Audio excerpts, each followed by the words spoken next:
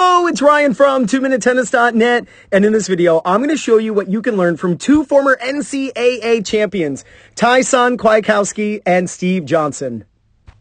Now, this video is courtesy of 12KGP Tennis on YouTube. Make sure you subscribe to their channel. Their link is in the description below. So let's watch the point in its entirety, and then we'll diagram it.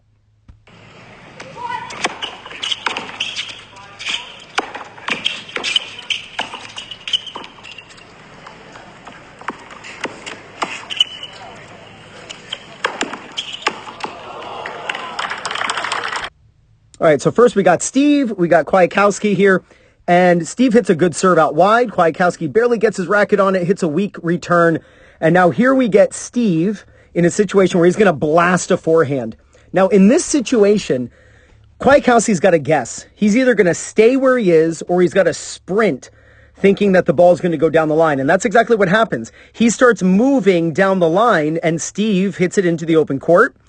And it actually kind of catches Kwiatkowski off guard because actually he was probably expecting it to be farther over here, but the ball actually ends up coming very close to him, gets kind of jammed on this ball. I love that he hits it right at Steve, doesn't try to hit a winner right off the bat here. He actually just gives Steve a volley right at him, really reducing the amount of angle that he has. He doesn't give him a super high volley, which can easily, be hit off at an angle. Gives him more of a chest level volley. So Steve isn't going to do much with this ball. Steve actually ends up hitting a very nice deep volley here. Now, I love the fact that Kwiatkowski's in trouble and he goes for a lob. Look how he pops this ball right up over Steve's head. Now, right here, this is where I want to really teach you what you should do when you lob your opponent successfully. And this is really doubles and singles, but this is a single situation. So when you successfully lob over your opponent's head, and they have to run the ball down, and when you can see their back, look at this, Kwiatkowski's literally looking straight at the back of Steve. When you see this, you need to begin sneaking inside the court, expecting your opponent to lob, and you're going to get that next ball out of the air as an overhead. This is exactly what happens. So Steve changes his grip to a continental.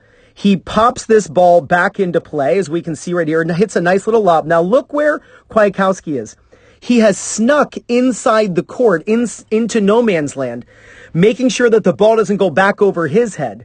And he comes forward, and now he's getting this next ball out of the air. By the way, I love his technique on his overhead. See how he turns with both hands? You don't want to immediately, start pointing at the ball, or you want to do what the highest level players do. The highest level players on an overhead, they turn with both hands, much like a football quarterback turning with both hands on the football. He then reaches up, he knocks off the party hat. Now, in this situation, Steve, we can't see him because he's below the screen, right? He's like super far back to the back curtain, back fence. So he's going to have to guess whether Kwiatkowski's going to hit the ball this way or this way off the court. Now, Kwiatkowski ends up hitting the ball to the deuce side, and Steve actually guesses the right way. Steve actually puts his racket on that ball, but the ball doesn't go anywhere, right? He doesn't get his racket, he doesn't hit the ball back over the net. But this is the whole idea of this video. When you have an opponent who comes to the net, just try to hit the volley first ball right to them. Force them to have to hit a volley. A lot of amateurs hate that, and they'll just dump the ball in the net or they'll hit the ball out. Force them to have to do something with the ball. If they do get that ball to you and they're very close to the net and the ball's pretty deep and you can't do much with it, then it's a good idea to hit a lob. Now, when you lob over your opponent, expect them to lob back. And even if they don't, you still want to be in to get that next ball out of the air, or if they hit a weak ball, you can come in and crush it for an approach shot. But you need to sneak in when you can see your opponent's back. Don't rush the net and get super tight, then they'll lob you back. So you can see him sneaking in. Look at his feet. He's sneaking in, then he gets that next ball out of the air, hits it into the open court. Now Steve does guess, but to no avail, he can't put enough on that ball. So let's watch this point one more time. And I just want you to notice that after Kwiatkowski lobs Steve Johnson, that he sneaks in to get that next ball out of the air.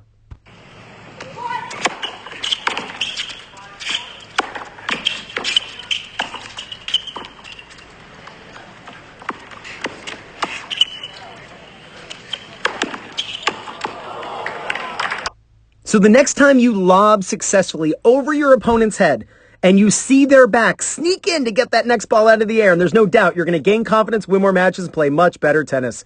This is Ryan Reedy from 2minutetennis.net. You got this.